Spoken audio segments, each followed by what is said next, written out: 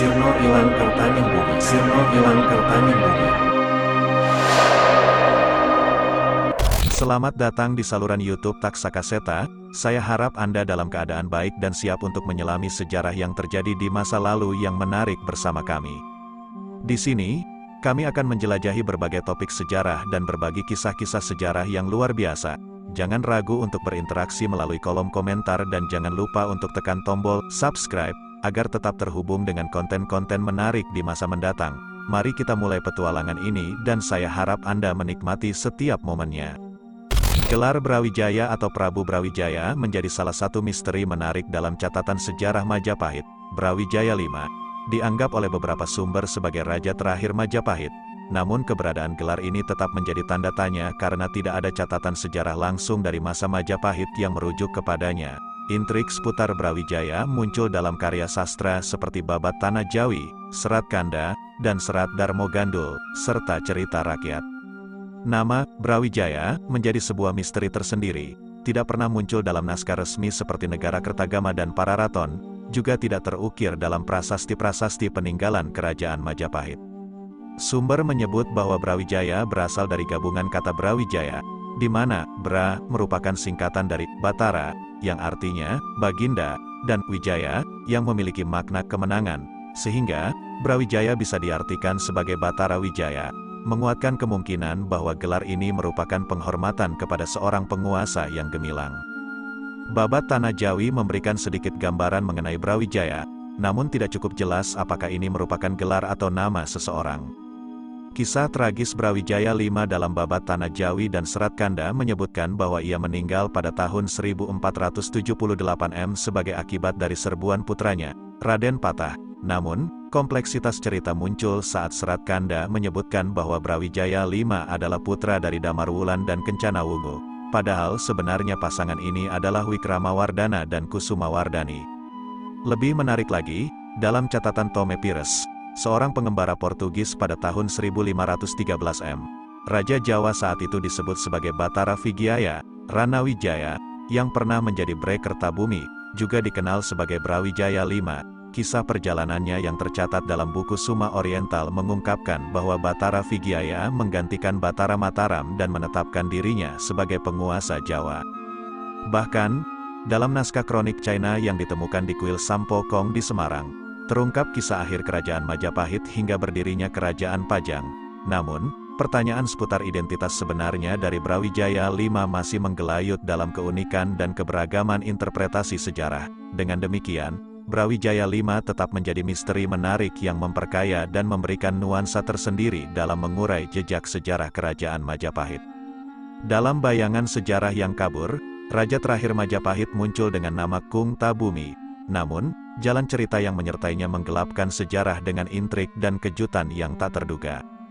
Kisah dimulai dengan putra Kung Tabumi yang bernama Jin Bun, yang diasuh oleh Xuan Liong, putra yang wis sisa dari seorang selir China. Pada tahun 1478, Jin Bun melancarkan serangan ke Majapahit, membawa Kung Tabumi secara hormat ke Bingtulo. Ejaan China untuk Bre Kertabumi menyiratkan rahasia di balik gelar tersebut. Jin Bun, yang berasal dari Bingtulo, ternyata adalah panembahan Jimbun alias Raden Patah dari Demak Bintara. Xuan Liong, yang ternyata adalah Arya Damar, dan Yang Wisisa, yang dapat diartikan sebagai Hyang Wisesa alias Wikramawardhana atau Hyang Purwawisesa. Keduanya pernah memerintah sebagai raja di Majapahit.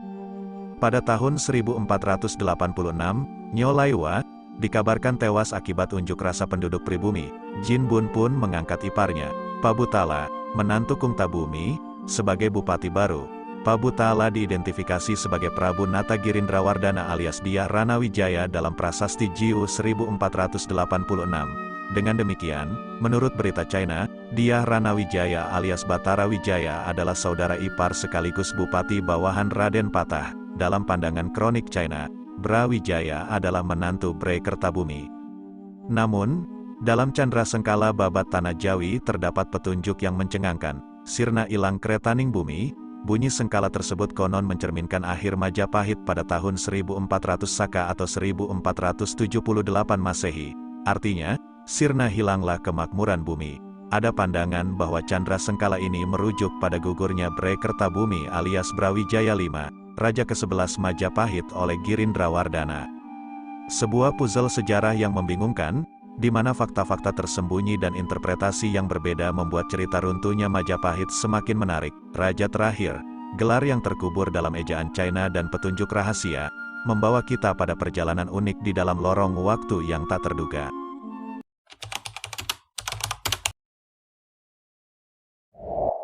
Bukan hanya dalam karya sastra, keberadaan Brawijaya dari Majapahit juga merembes dalam cerita rakyat, memberikan nuansa magis dan misteri yang menghiasi lorong sejarah. Di Kabupaten Gunung Kidul, kisah orang-orang Majapahit yang melarikan diri ke wilayah ini menjadi bagian dari cerita rakyat yang memikat. Di Dusun Betoro Kidul, Desa Karangasem, Kecamatan Ponjong, masyarakat setempat percaya pada keberadaan tokoh bernama Batara Katong. Menurut sesepuh, Batara Katong yang sebenarnya bernama Jaka Umbaran, berasal dari Majapahit dan merupakan keturunan langsung dari Brawijaya. Di Kecamatan Panggang, cerita tentang Brawijaya sendiri menjadi daya tarik tersendiri. Di Pantai Ngobaran, Brawijaya konon bersembunyi untuk menghindari kejaran tentara Demak, lalu melakukan pati obong untuk meninggalkan jejak. Perjalanan berlanjut saat Brawijaya pindah ke Gua Langse, di mana ia akhirnya moksa, menyisakan misteri dan cerita yang berkepanjangan. Cerita serupa mengalir di Dusun Dukuhan, Desa Sendang Agung, Kecamatan Minggir, Kabupaten Sleman. Ki Ageng Tunggul Wulung, seorang abdi dalam Majapahit, menjadi protagonis dalam cerita rakyat setempat. Dalam misi yang ditugaskan oleh Brawijaya, Ki Ageng Tunggul Wulung menyelamatkan pusaka kerajaan Majapahit yang akan hancur diserang oleh Demak. Pusaka kerajaan ini, berupa tombak Tunggul Wasesa, keris Pulung Geni, dan bendera Kiai Tunggul Wulung. Kemudian diserahkan kepada Danang Sutawijaya, seorang kesatria yang menjadi pendiri kerajaan Mataram Islam. Orang-orang Majapahit yang tersisa di Dukuhan konon kemudian moksa, dan lokasi moksa mereka masih dirawat dengan penuh kehormatan oleh warga setempat. Misteri Brawijaya yang melibatkan pelarian, penyelamatan pusaka, dan moksa, memberikan sentuhan ajaib pada sejarah daerah ini. Cerita-cerita rakyat yang dipenuhi dengan mitos dan legenda menjadi titik fokus yang menghidupkan kembali jejak-jejak penuh warna dari masa silam. Dalam khazanah cerita rakyat yang mengalir di berbagai daerah, Brawijaya muncul sebagai tokoh misterius yang menyisakan jejak magis dan petualangan yang memikat. Di Kabupaten Bantul, Brawijaya mengejutkan dengan menyamar menjadi wong cilik bernama Kidi Panala, menggambarkan petualangan seru mencari burung perkutut bernama Jaka Mangu yang lepas. Kisah ini memunculkan karakter Ki Wangsayuda, penjaga perkutut, yang menemukan Jaka Mangu dan merawatnya bersama perkutut lainnya. Pertemuan antara Kidi Panala dan Ki Wangsayuda membawa penyelesaian penuh warna, memberikan hadiah kepada Ki Wangsayuda yang kemudian dijuluki Ki Ageng Paker. Wilayah tempat tinggalnya, Dusun Paker di Desa Mulyodadi, Kecamatan Bambang Lipuro, menjadi saksi bisu dari kisah epik ini. Di Ngawi, keberadaan Brawijaya V dicerminkan dalam legenda di Desa Babadan, Kecamatan Paron. Dalam pelarian menuju Gunung Lawu, Brawijaya V menyingsingkan langkahnya ke hutan di daerah tersebut, dikejar oleh pasukan Demak yang menghancurkan Majapahit. Punden Syekh Dumbo, sebuah gundukan tanah yang dianggap petilasannya, menjadi saksi bisu dari peristiwa ini. Di lokasi tersebut, masyarakat meyakini Brawijaya V meninggalkan baju kebesaran dan mahkotanya, meletakkannya sebagai bagian dari ritual. Sungai Tempuk di dekat petilasan menjadi tempat suci tempat Brawijaya V menyucikan diri. Daerah sekitarnya, kini dikenal sebagai Kompleks Palereman Alas Ketonggo Srigati, menjadi titik terang yang menyinari sejarah misterius ini. Gunung Lawu, dalam cerita rakyat setempat, menjadi saksi bisu moksa Brawijaya V. Berdampingan dengan pengikut setianya seperti Sabdo Palon, Dipa Menggala, dan Wangsa Menggala, Brawijaya V mengambil tempat persembunyian di gunung tersebut sebelum akhirnya moksa.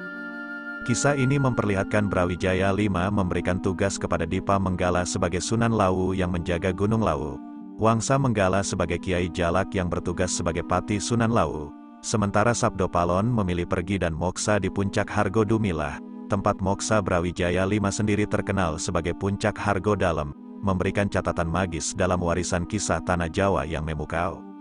Legenda-legenda ini menjadi peta petualangan yang menghidupkan kembali kisah-kisah luar biasa dari masa silam, memberikan sentuhan unik pada warisan sejarah Indonesia yang tak terlupakan. Terima kasih telah menonton video kami di saluran YouTube Taksa Kaseta. Kami harap Anda menikmati cerita sejarah yang kami bagikan. Jangan lupa untuk selalu mendukung saluran kami dan aktifkan pemberitahuan agar tidak ketinggalan video menarik lainnya. Sampai jumpa di petualangan kisah-kisah sejarah selanjutnya. Salam pecinta sejarah dari Taksaka Seta.